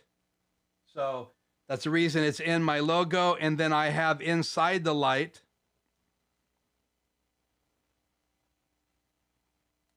a little arrow pointing forward and up, because I really believe that when we are in any kind of business, or we're an influencer, or we're in a relationship with people, it's both ways, right? They should elevate us and take us higher. They should make everybody, a leader should make everybody around you better. You should increase their value rather than decrease your value. So this concept that I've seen with leaders over my years, and I don't think they're great leaders, because if they're going to step on someone to get to the top, now I understand I've gotten to different levels of things by having people help me along my journey, and I'm very thankful for that.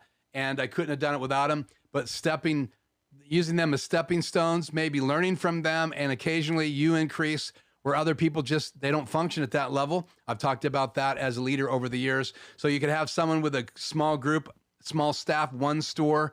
They're not going to be the person that just moves up the level to handle 3 stores. That's just not how they're wired. They're way much better at that level. That's just the way they're made, and that's okay. You keep them there, they excel there, but you don't devalue them there if you then promote someone up on over them, because it's really not promoting them over them. You're really taking someone that has the gift of handling 3 times as much stuff, and they're not going to do as good a job with all of those individuals as the guy who only has a chunk of that. So that's what I talk about when I'm talking to leaders and things like that over the years.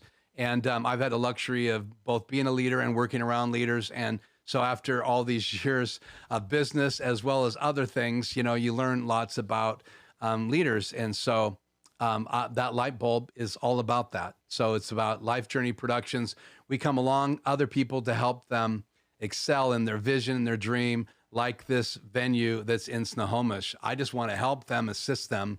And I don't want them to have to rely on me when they're capable of doing it on their own. And I understand as a individual, there's people out there who would just rather have you do it. That's really not what I specialize in. I specialize in trying to help people elevate themselves. And if I'm in a closer relationship than I am with someone on a live stream, then I'm going to push a little bit and prod them a little bit and try to get them to get outside the normal box and learn how to push some of these buttons themselves. Because if you came in my studio and rented it, you would probably need me here to be the engineer that runs the room, unless I made it so simple that you could push one button and the stuff that you need came on. And there's places like that where you can walk in and use their podcasting equipment and do a podcast. And so again, the studio isn't set up that way, but one day it may be something that I lease out to some of my clients. Right now they come in and I run it for them, but it would be cool to have a place where someone can come in and just push a button and go live. That would be really cool. So another good point about that light bulb. I have a Bose Sound Sport for about 4 years. Very happy with them. Those are nice. Bose are nice speakers. So I have Bose soundbar on the TV behind me, and then I have a subwoofer that's underneath my desk. That's what my actually Stream Deck is sitting on, is the Bose subwoofer. So, and when it's on, the Stream Deck would be vibrating, but I haven't had it on since I put the XL down here. So,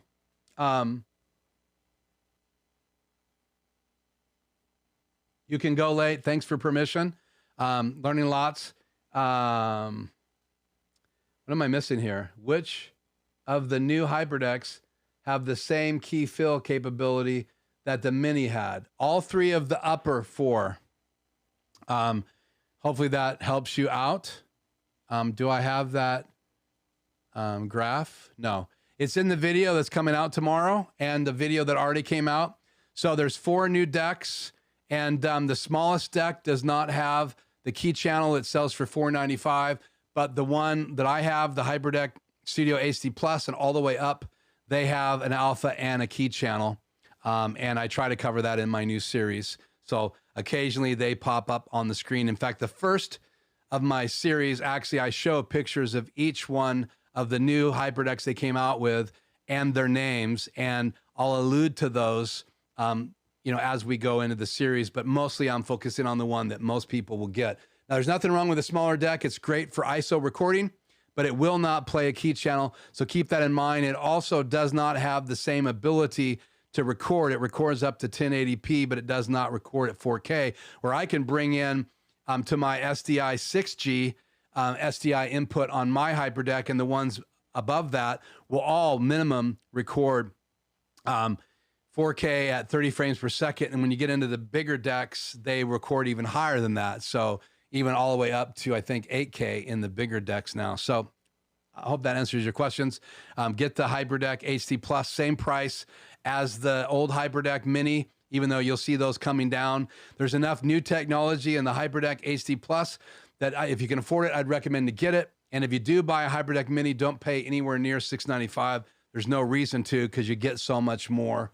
If you like that form factor where you can get 3 on a 19-inch rack, then obviously go for it. If you're only going to do ISO recording, it'll record 4K. So that's one thing that the HyperDeck Mini old version does that the new small one does not. It will not record 4K, so they had to compromise something. It has less buttons on it. Again, it's very similar to the old HyperDeck. The big advantage is when you go to the new one because you have lots of new features. Actually, one of my favorite features I cover in part 2 of my HyperDeck HD or HyperDeck Studio HD Plus series is the remote button on the front. So if you want to control the HyperDeck, not only do you have to have it hooked up to your network, you have to set it so it can be remote controlled. So if you don't want it to accidentally get turned on or off through remote, and you were doing a live event, you just wanted to make sure that when you hit record, it's recording that main camera, you could turn that off and it actually goes green when it's on and it goes to nothing when it's off. And I love that feature. I didn't even know it had a green button until I started working with it and shooting with it and playing with it. So that's a cool feature. So get the HyperDeck Studio HD Plus minimum if you want to play motion graphics. And again, there's some cool things you can do with that. And we'll be illustrating that in my new HyperDeck series because I didn't have 2 decks before. So I can have 2 decks doing animated graphics. So imagine what you can do combining those graphics from a lower third bug or upper bug with your logo that's animated, and then you could have an animated background in SuperSource, or you could have an animated background and you could be in picture-in-picture. So you can do that with a HyperDeck if you have more than one way of bringing that video in, which is either via the channels, right?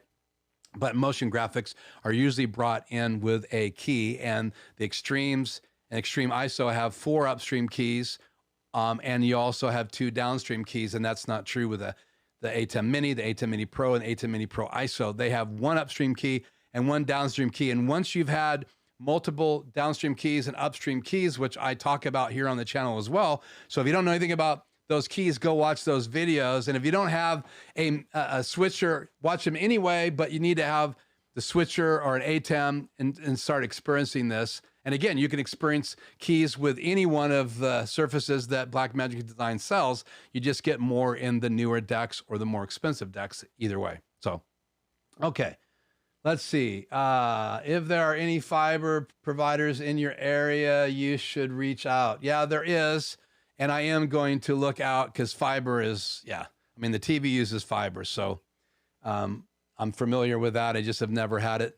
The venue I'm discussing with, they just changed to fiber from the downstairs area to the upstairs where they do the live broadcasting. So everything comes up from that lower console downstairs in the main room to a room upstairs, all goes up fiber now, which just takes care of all the latency, but you still have to deal with latency from the cameras, and they're having that issue.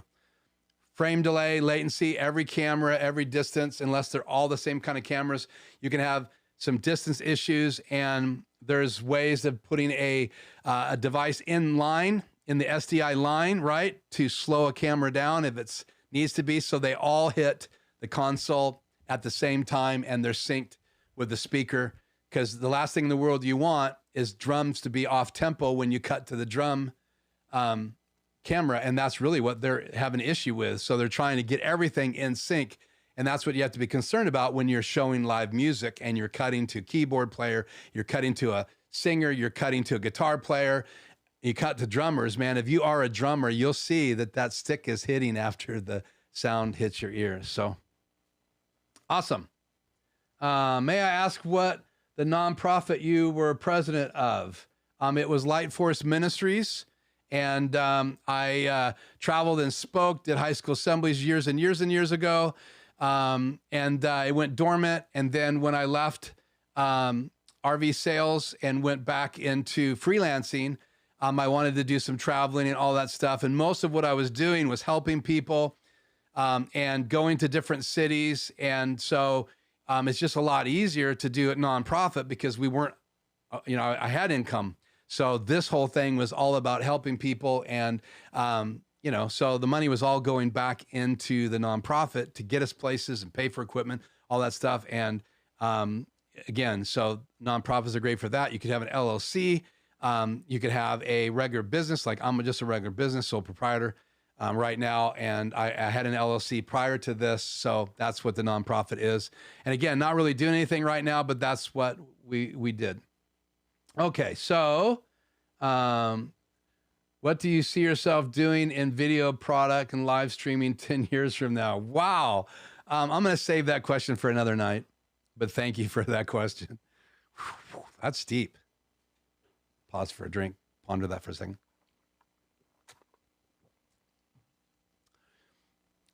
That night, I'll tell you where I would like to be in 10 years.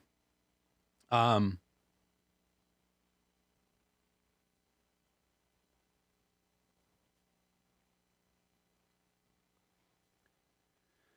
am going late. Sorry. So I know it wasn't asking permission. You're asking me to go late, and I am going late. So thank you so much for that. What do you edit video on? My Asus Pro Duo.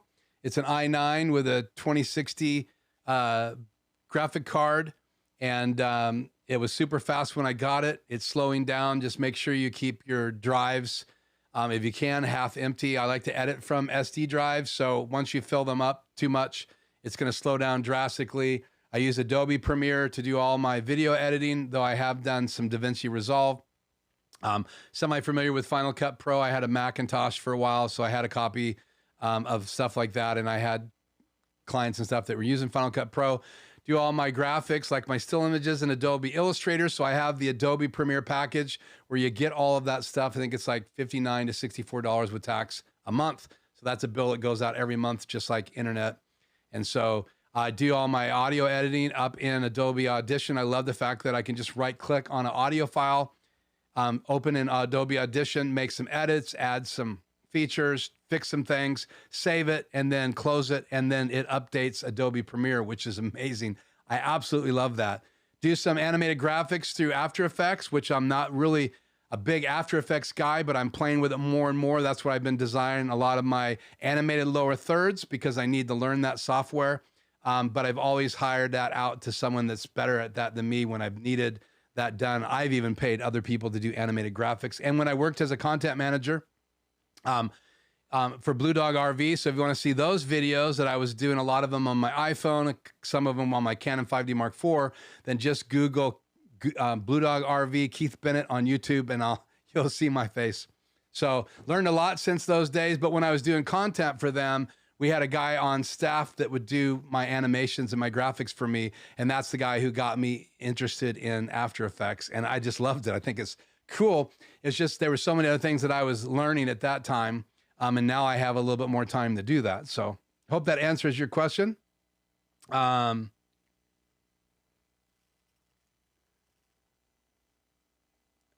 Thank you for the stream. I appreciate the thanks.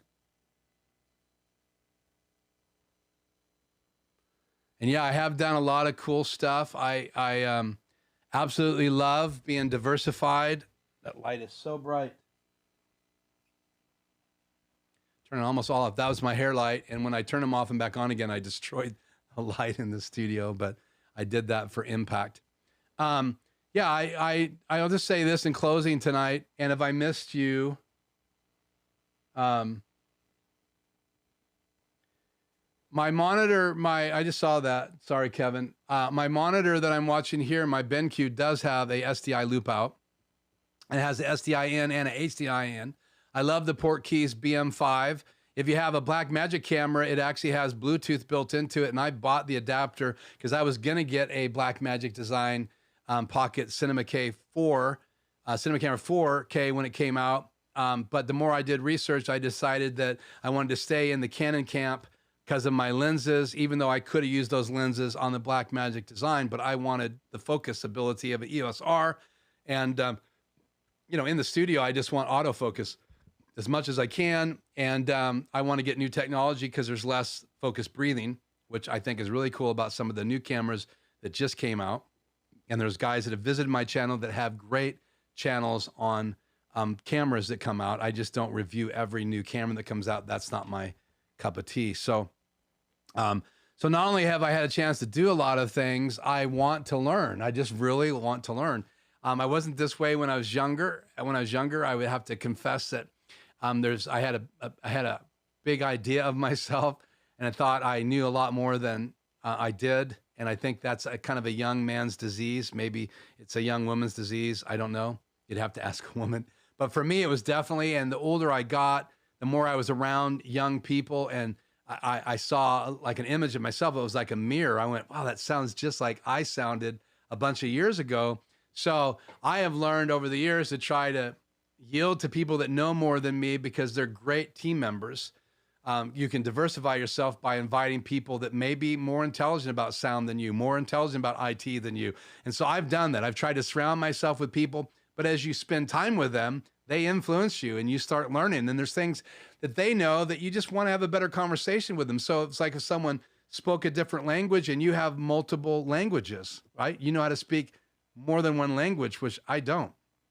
I mean, I can't speak English and Spanish. There's lots of Spanish people in my community.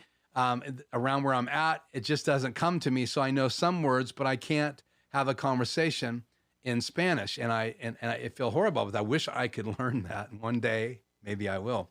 So again, learn, be diversified, and try to learn new techniques, new trades. And rather than rely on everybody all the time to do something for you, it's a lot more controllable if you have the ability to do it yourself. So if I want to shoot a video or go shoot some photographs, I can do that now. So that's kind of why I've learned. And the speaking thing I did when I was younger all the time, very comfortable in front of crowds, and kind of know the science of a crowd because you learn that over years and years and years of doing that. And but I have to say, probably my favorite crowd is a crowd of one or a crowd of two. You can just get a lot more conversation done that way, and then you can even do on a stream. But if you don't meet new people, if you don't put yourself out there, then you'll miss those opportunities that you can have one-on-ones with those people that you meet in groups. And that's, to me, life. That's the way life is. If it's someone you met at work or someone you met at an event where you took someone else. I met my wife when I took my sister to a banquet that she asked me to go, and I met my wife there. So obviously getting out there is important, and even getting out there online is important as well. So guys, I think unless I've missed a question here, my main BenQ monitor does not have a loop out, but this Portakeys 5-inch monitor does. The 32-inch one does not. It has 4 inputs. One is a Thunderbolt, one is HDMI, another HDMI, and one is DisplayPort. So if you do buy one of these BenQs, keep that in mind, because you're going to have to be able to get those 4 type inputs in there if you're going to use all 4. The monitor behind me does not have a loop out. That's just a gaming monitor, 1080p. And then my old ICANN VK7i, which I've had forever, and I love the looks of that. I just love it. Picture's great for what little money I spent on it. It has HDMI in only, and it has a loop out, SDI out. And I'm not using the loop out now. I used to use it to go to another monitor, but now I'm using splitters to go to multiple monitors because it splits at the same location, and things just adjust quicker. So what I've noticed is that if you turn this on, you lose the other monitor. So you have to have them both on at the same time. Now I just have my splitter, and it's the REI. And I do have a video that I talked about it here on the channel for live stream, but I do want to finish the video and edit it to get it up so other people can see what that 4 splitter looks like and how it works and how you might use it in your studio. So, well, man, you guys have done amazing again tonight with the questions. It didn't mean to freak me out. You didn't freak me out. That's just one of those questions. You can't just throw, you can't, I accept your apology. Not that I wasn't upset or anything. I just, man, if you ask a question like that, it's powerful. That's the influence you have, you know? So it made me think, and where do I want to be in 10 years? My wife used to ask me all the time, what do I want to do? You know, what do you want to do? And that was when I decided I didn't want to sell RVs anymore at that particular time of my life. So if you're not going to do that, what are you going to do? And so this is what I decided to do. And I've thrown everything I have into it, including using these skills to help my wife with her podcast, with her YouTube channel, Libsyn, her channel, getting her out on different streaming locations for podcasts. And her podcast hasn't blown up, hasn't done great, but it's a great educational tool for all her clients. So all these young couples that need some of these podcasts, and it's in video and audio, it really helps her out. And because I'm home and we have money streaming in, I can do all these things that I'm doing, even though I am looking for an opportunity to get out of the house more. So I am looking next year at getting back into the workforce because I don't want to miss those relationships either. They're so important to me. So thank you for the question. I'm gonna hold off on my answer, and I will probably put it in the still somewhere so you know to be there, because it's your question and I owe it to you to answer it. I'm postponing it. When we used to have boards, we would table that discussion for a later date. So, and I'm not going to do a parliamentary vote tonight to see all in favor of getting the puppet out. Say aye. I'm not doing any votes like that tonight. So, yeah, 10 years from now, there's going to be just more tech. It's overwhelming to me at times, like the new iPhone that just came out and what it can do. I'll just say this about technology. You know, the iPhone has camera technology in it that you don't get in an iPad. You don't get it in, I mean, they're just now updating the camera in the Mac Pros, right? One of the fastest laptop computers that you're probably going to see. Obviously, all the software writers have to get up to speed with the M1, but the Max is incredible. I mean, it's all on one chip. Everything's integrated. The problem with PCs over the years, the video card could be super fast, but it has to have the ability to communicate with the memory on board, the processor, all of that stuff. So having cores and all those things that go into a PC, and I used to build PCs, so I understand that. If it doesn't have like a highway between here and the other city, if it's 2-lane gravel, you're not going to get there very fast. I don't care how fast your car is. You can get there a lot faster on a freeway where you can pass people, or the Autobahn where you used to be able to go whatever speed you want to go. And I don't know if you still can do that. I mean, come on. So technology is changing drastically. I got a chance to play around with my son-in-law's iPhone, and the new technology to blur the background in the video part of that camera is awesome. He can't stop taking video. Now I get that same look. When I show you guys these pictures of my grandbaby, I got out this lens and shot at 1.2, because if her eyes were in focus, and that's questionable if you don't get focus on this lens, right on the eye, the nose is starting to drop out of focus on an adult. On a baby, it's not quite falling out of focus. The ears are starting to fall out of focus when you have the eyes in focus with this lens. And that's what these 1.2 apertures do. And I think the new iPhone is aperture of 2, I think. Maybe lower than that. I don't know. I'll have to look at the specs again. But the technology is crazy. The lenses stick all the way out. He had to buy a protector. He's in an auto case, right, which is bulky anyway. And then he had to get protectors to cover the glass, because he was afraid that if he dropped the phone in the right place on the ground and it hit something, it could break those lenses. So incredible technology just coming out in the new MacBooks and the Pros, Pro Max. Very expensive. I think the most tricked out one that Peter McKinnon just did a review on that Apple sent him is maxed out. I think it had an 8 terabyte drive inside. He said he didn't have to buy other. He could put everything on his one laptop. So go watch his video. I think it came out yesterday or maybe the day before. So again, consuming information from people that influence me. Hopefully I'm able to help you in your studio. If you have any questions, or maybe you're building a studio and you'd like to have a free 1-hour consult, just reach out to me at my webpage. Let me put that up on the screen here real quick. I see I don't even have a logo up tonight.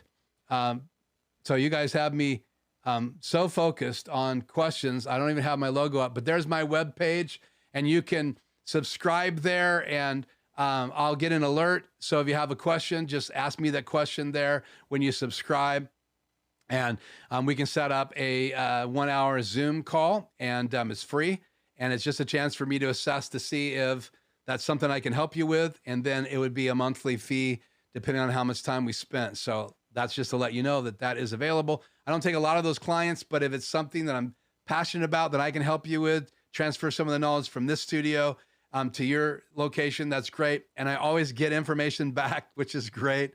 So you can reach out to me there and subscribe to my my webpage. And there's more information there. And I try to post most all of my videos there on the homepage. If you just scroll down a little bit, most of my videos are posted there in a left to right library. So, wow, what a night. What a great time to live, right, with the technology. 10 years from now, it's going to be even more crazy. I know you're going to ask me if I'm going to buy a MacBook Pro. Probably not. I have, at least not right now, I have a list of things that I want to add to the studio. A lot of those things are smaller and less expensive because they're things that I need to talk about here on the channel. And so I want to get those. I'm looking at cameras right now because I do want to add another camera, and I'll probably update my Canon 5D Mark III, which while we were live, if I was to cut to that channel, and I'm not going to show it to you, but I'm going to cut to it right now, it is dead. So the switch idea really has helped me, because now if I wanted to, I can just go off and back on again, and it should fire up that Canon again if all works well. But we're live, so if it's not going to work, now would be the time for it to not to work. And right now it's not coming on. So, so much for the putting the Canon 5D Mark III in a switch so I can fix it during a live stream. I did it twice before and it popped back on. Camera, don't do this to me. This is like a puppet that won't do what you ask it to do. It's never happened to me with my ventriloquist puppets. But the camera, it's a whole nother story. Off, on again. Huh. Not working. So what I did before is it's within reach, so I can just flip it off, back on again. And that's the downside of a camera that doesn't stay on. So if you add a camera to your studio, a mirrorless or a DSLR, make sure it has a clean HDMI out, preferably a mini, not a micro, because they last longer. And make sure, what is the deal? I have no picture from that camera. Oh, it's not fair to the camera. I had fade to black on by accident. I didn't cut to the camera. I cut to fade to black. So it did work. So let me cut to that camera. So there's the desk camera. So I was able to fire that on. And I ended up turning it off and back on again, and then looked over and saw fade to black flashing on my ATEM Mini Pro. So, okay. Well, I think that we've done enough tonight. Thank you guys so much for being here. If you have any questions, I will try to answer those as we roll out. Again, thank you so much for joining me live. Please like the videos. Check out the new HyperDeck series as it's going to come out. Next week, we're going to do a sneak peek during the live, so be here for that. I can already tell you that. I also want to mess around with Companion.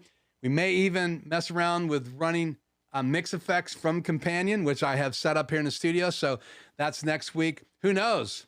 You never know what else might be here with those of you continuing to prod me and push me.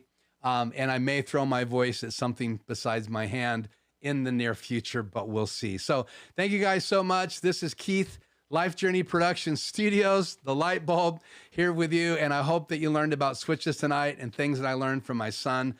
And I hope to learn something from those of you that have channels, and I have already from some of you, and I appreciate that so much. The free giving back and forth, and then occasionally I can do a super chat to say a shout out and say thank you, those of you that have many more subscribers than me. And we'll do a complete tour over 2 weeks of the whole studio as we get to 1,000 subscribers. So help me there, like, subscribe if you haven't already, and I appreciate you so very much. Great to have Angie on here tonight, and Freddie, who has become a friend over time. Tony, you and I have had a chance to be together with Adam Tao. That was incredible, and I'm looking forward to hearing more about your new studio. So hopefully we'll have news on that very soon. And I got to get and catch up on your channel, because I have seen you post a few videos, and I've only been able to watch a few seconds of those because I've been so busy editing this last couple of weeks and relaunching my wife's season 3 of her podcast called More About Birth. So that's it for me. Find my macros. Where are you? We're going to hit the outro reel. Again, thank you so much for joining me tonight, and we'll see you next week. And tomorrow's video will be uploaded, so some of you will see me tomorrow. Until next week, I'm Keith, and we'll see you on the other side. Outro.